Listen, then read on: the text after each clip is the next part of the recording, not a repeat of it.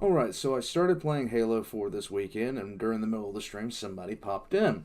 And it was somebody that's had a couple of requests in the request channel that I haven't been able to get to yet, and it's Installation 00.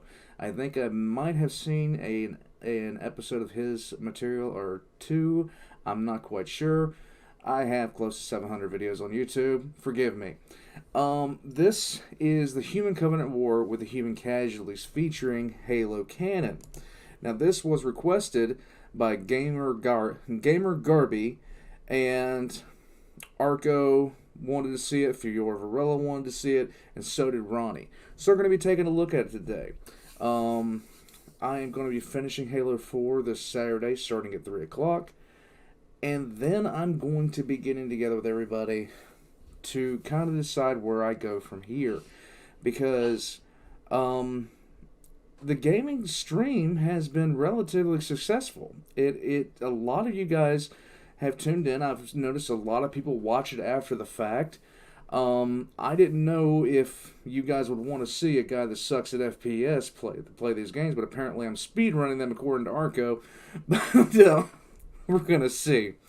In any case, thank you to Installation for stopping by during the stream. I hope you joined for me for the final two levels in that. But there has been a lot of talk about the human casualties in this war in the Discord every single time I've talked about it, including, and several times me and Arco have gotten into discussions about it, and he's actually putting something together now for a second kind of like a fireside chat, which me and him did the first time before I actually started Halo 4, when he was talking about 343 Industries and versus Bungie, things like that. I think I'm going to rebrand that one video I put out to basically, the old man and Arco fireside chatting. But he's putting together something for that as well to kind of, give me a little bit more information, and I do really appreciate that. So be expecting that in the future. Probably before next Saturday. Might be before the actual stream, but we'll see. In any case, we have the Human Covenant War, Human Casualties. So we're going to go ahead and check this out. And now I get to stop running my mouth and watch something interesting. Here we go. Welcome back to Installation 00. Surprised? Well, as part of a collaboration with Mr. 00, I've decided to hop over here and talk about the casualties of the Human Covenant War for humanity and where their population stands afterwards. Okay. Over on my channel, of course, Installation 00 talks about the casualties on the Covenant side of things, so after this, head on over there and check him out. He's definitely got the more difficult job ahead of him, but for now, let's talk human losses. Okay. Strictly speaking, we have a pretty good idea of human losses from the Human Covenant War. In the short story Palace Hotel from the anthology Halo Evolutions, Cortana states that by October 20th, 2552, 23 billion lives had been lost to the Covenant. More would follow, as Saren Osman notes in Halo Glasslands. We lost a few billion at Earth. While not a solid number, we can estimate at least an extra 3 billion in losses, bringing our lower end estimate up to 26 billion. Now, before we continue, I need to address the losses at Earth. If you're at all familiar with the Bestiarum included with Halo 3's limited and legendary editions, you'll recall that it stated the post-war population of Earth was 200 million. And we also know that Earth would be back up to a population of around 7.9 billion by 2557. This was all explained by the Halo Twitter account some years ago. Alongside the billions of deaths, Earth was also largely evacuated, resulting in the 200 million population number by the end of the Human Covenant War. Wow. After the war ended between evacuees returning and an influx of refugees, the population would quickly shoot back up to 7.9 billion. Okay. Now, with that out of the way, we need to figure out what the pre-war population of humanity was. Right. That might seem simple at first. It's I'm not. sure a few of you have heard the claim that the human population was around 39 billion. If you haven't, take my word, it's commonly touted as fact, and I know I've mistakenly done so over the years. Okay. In truth, the number comes from a misinterpretation of a statement from Dr. Halsey's journal, where she says she needs 39 billion DNA records to accurately screen for her genetic criteria. Okay. So the question comes to, is there any source for population pre-war? Yes, but actually no. In the Halo 4 Forward Unto Dawn short titled lecture, General Black refers to there being trillions of humans spread across the galaxy.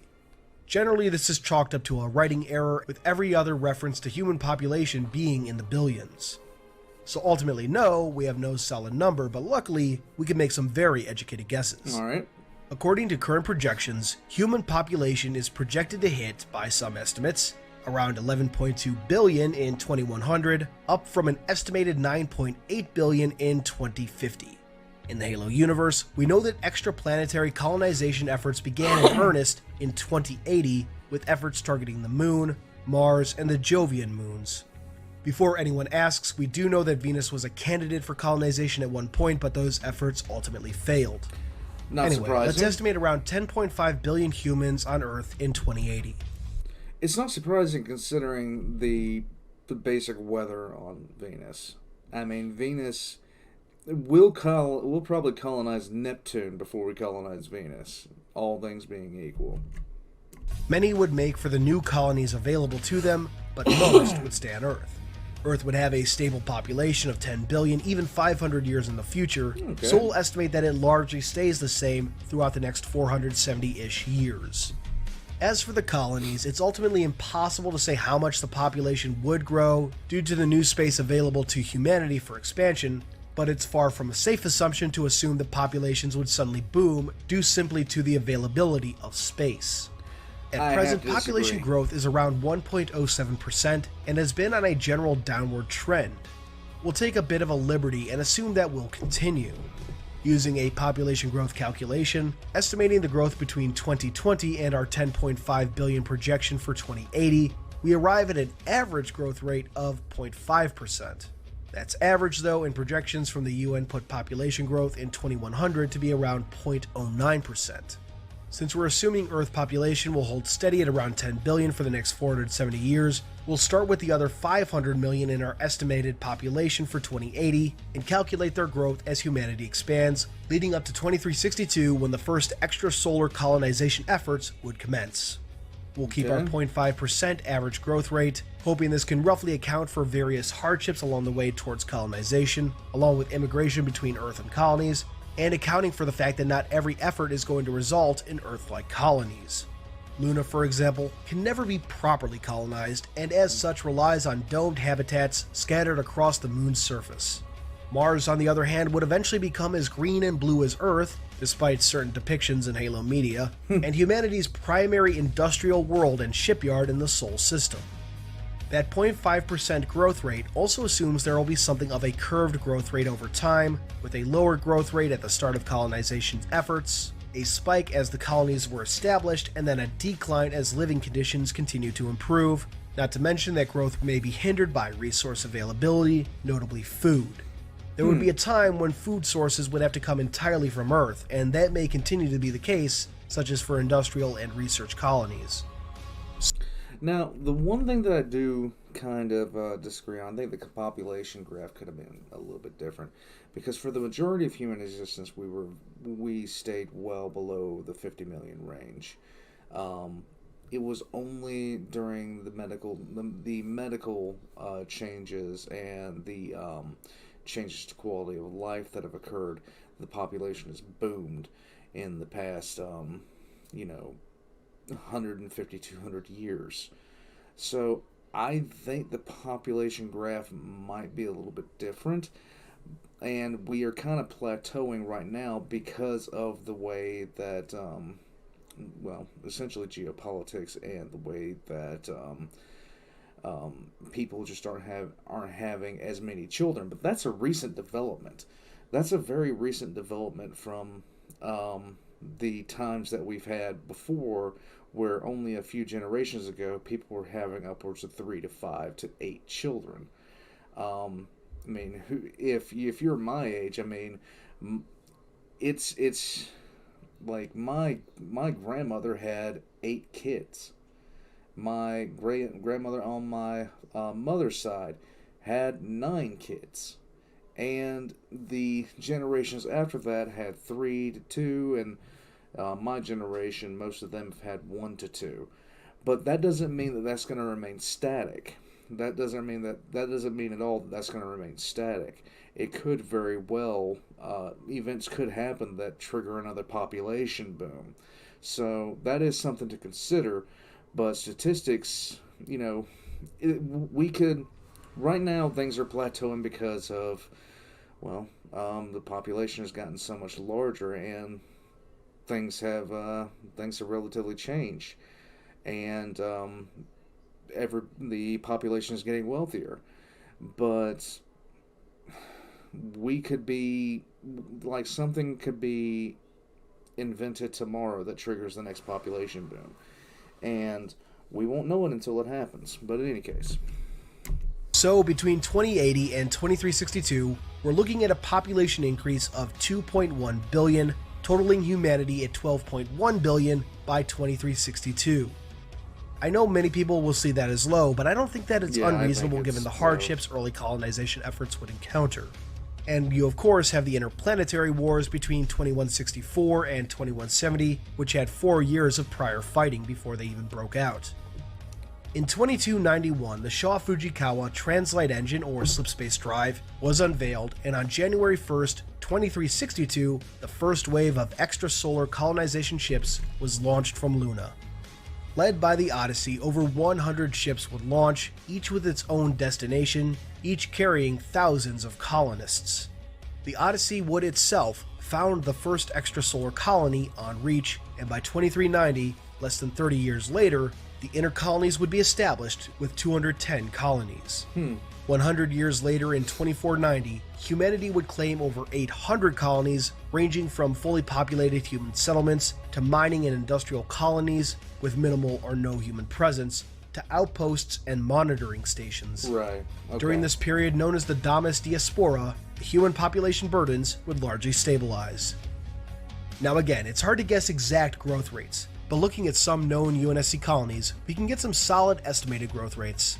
It's known that Phoenix-class vessels, such as the Spirit of Fire, could carry around 11,000 colonists and crew, and while not outright confirmed, it's generally demonstrated that a single colony vessel would be used to colonize a planet.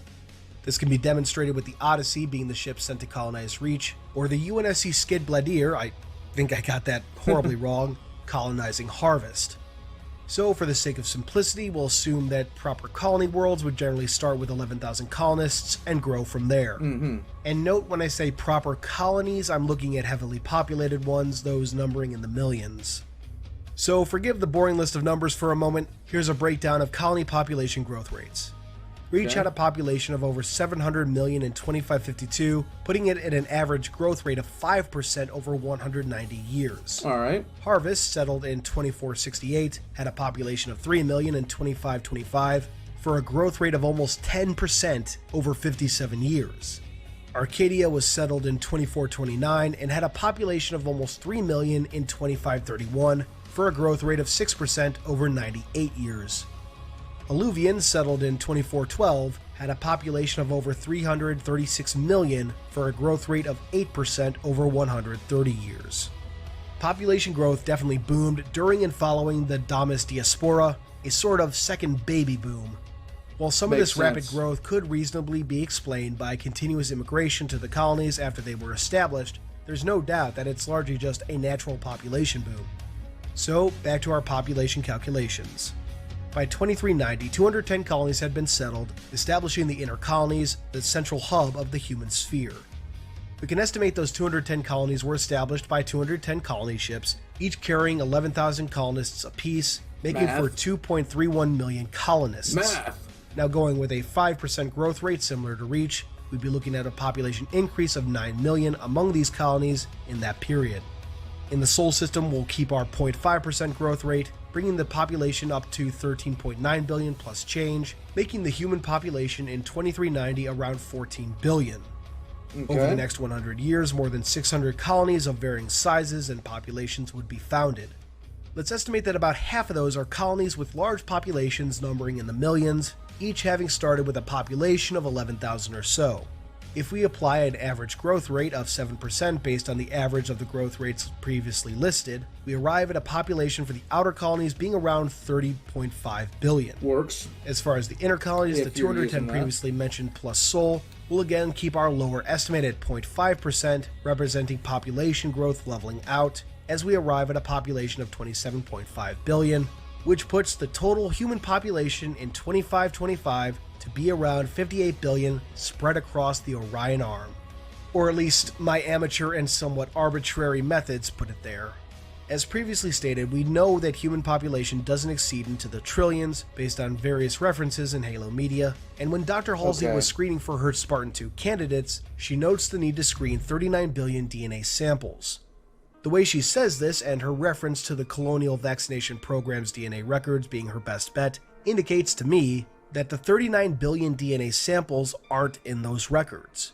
While some of that can be accounted for considering that not every colonist is going to be taking advantage of the vaccination program, that should still indicate the low tens of billions population for the outer colonies, which fits our 30.5 billion estimate. So yeah, I think we'd be looking at around 58 billion humans pre-Covenant War, which I'll be the first to admit I think is a bit of a high estimate, especially with low-ball losses of 26 billion. Osman's a few billion losses comment can easily have various meanings, so let's up the losses at Earth, or rather the losses in the Sol system, to 5 billion, putting human casualties... That's the thing, until there is actual hard numbers that we have, this is the best that people can do, is do these long-form speculations, which... You know, I've heard estimates running into the trillions. I've heard estimates running into the billions, low billions, high billions, low trillions. But every single one of them, unless their logic is just completely and totally gone, would be valid. But we don't have the solid numbers. Not every... One of the things people get wrong about the 40K, for example, is they just assume that there are, they just assume every planet is a hive world. Not every planet's a hive world. There's 1 million planets in the Imperium. There's 1 million planets in the Imperium. But some of them are extremely sparsely populated. Some of them are like agricultural worlds that have less than 1 million people on them. Some are hive planets like... that have 500 billion people, like Ophelius 4. Some are like Terra. Some are Forge worlds. And the population numbers of those are going to vary depending on how many people are, one, on the planet, and two, what their essential function is. And, yeah, it really just does depend. So until there's actual hard numbers, the best that people can do is speculate. And I appreciate when somebody's doing like what he's doing, which is doing the best he can as far as using growth, growth numbers and everything like that to come up with a solution. Anyway, pressing on. He's at 28 billion. That would leave around 30 billion people left immediately after the war.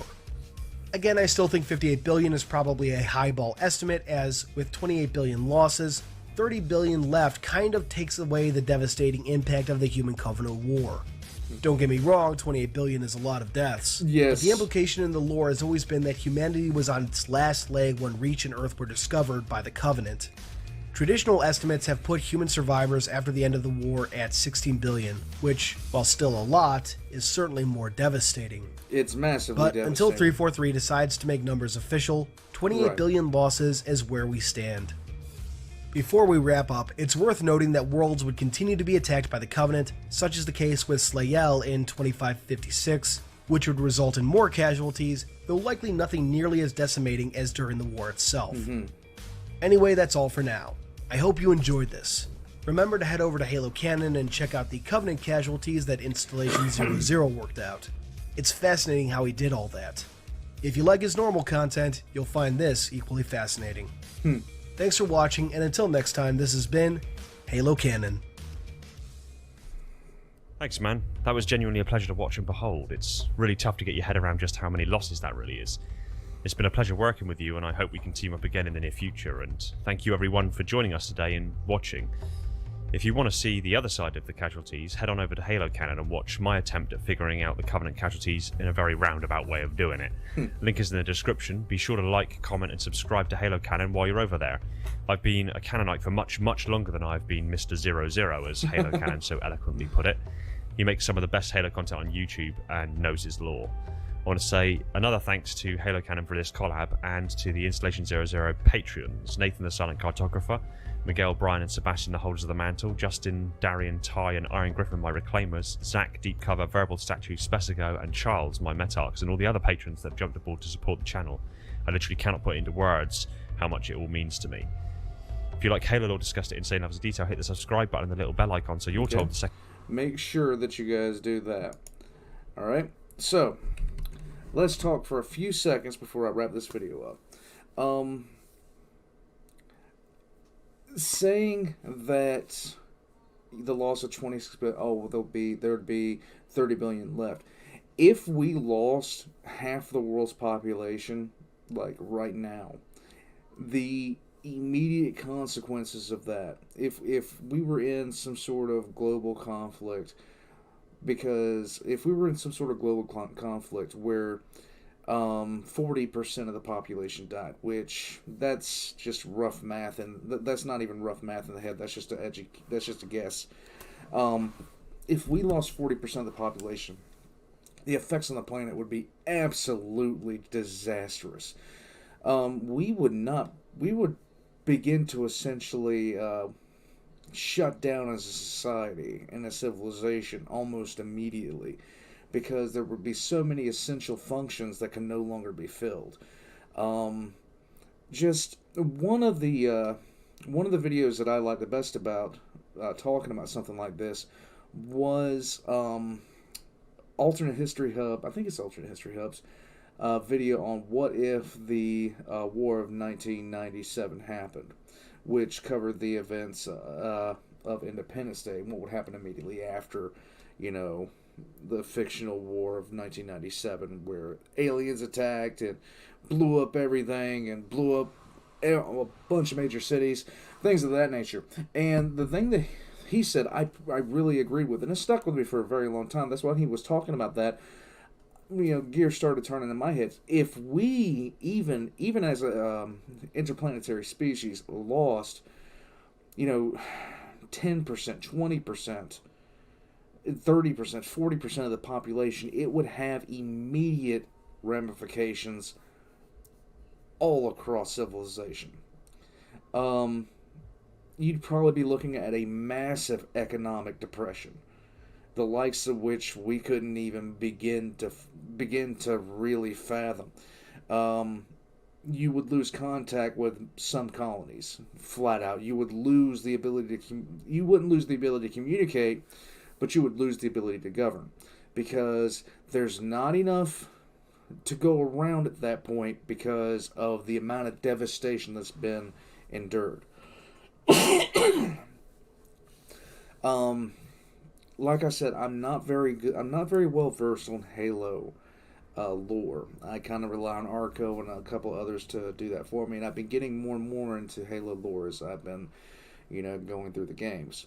And I intend on keeping on watching stuff that gets posted in, like for Installation 00 and now Halo Canon. In any case, that's all I got to say about this. I enjoyed the video. I really, just like him, I think 343 should release official numbers, because it would put a good point on it. But I think that the loss of such a heavy portion of humanity would be intensely devastating if you're talking that much of a population drop. Any case, I will, I'll catch you guys next time. Like and subscribe if you haven't already. Jump on over to both their channels and like and subscribe if you enjoyed this content. I know Installation 00 puts out stuff, and we just heard what Halo Canon puts into his work. So if you're a big Halo fan, jump on over and join up with them. Any case, you guys can tell I'm tired. I'm trying, guys, really hard. I'm on the verge of falling asleep. That's it. Shutting up. I'll catch you guys next time, and I'm gonna get some sleep.